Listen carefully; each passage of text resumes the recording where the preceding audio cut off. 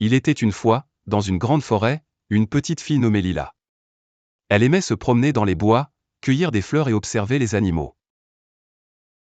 Un jour, alors qu'elle se promenait, elle entendit un bruit étrange. C'était le grand méchant loup qui s'approchait d'elle.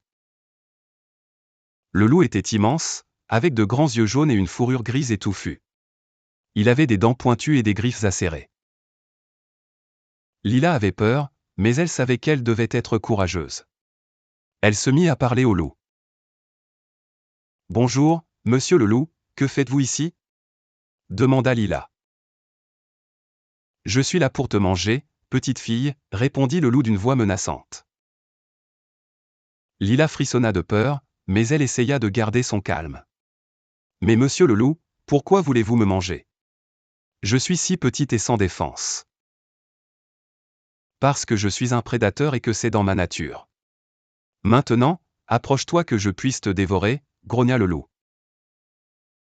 Lila savait qu'elle devait réfléchir rapidement. Lila se souvint de l'histoire de sa grand-mère sur un petit garçon qui a trompé un loup. Elle décida d'essayer la même astuce. Elle dit au loup qu'il était trop gros pour passer par la porte étroite, le mettant au défi. Le loup, vaniteux, tenta de passer mais se retrouva coincé, devenant furieux. Lila prit son courage à deux mains et s'enfuit à toute vitesse, le loup à ses trousses. Après une longue course, Lila réussit à semer le loup, rentrant chez elle, essoufflée mais heureuse.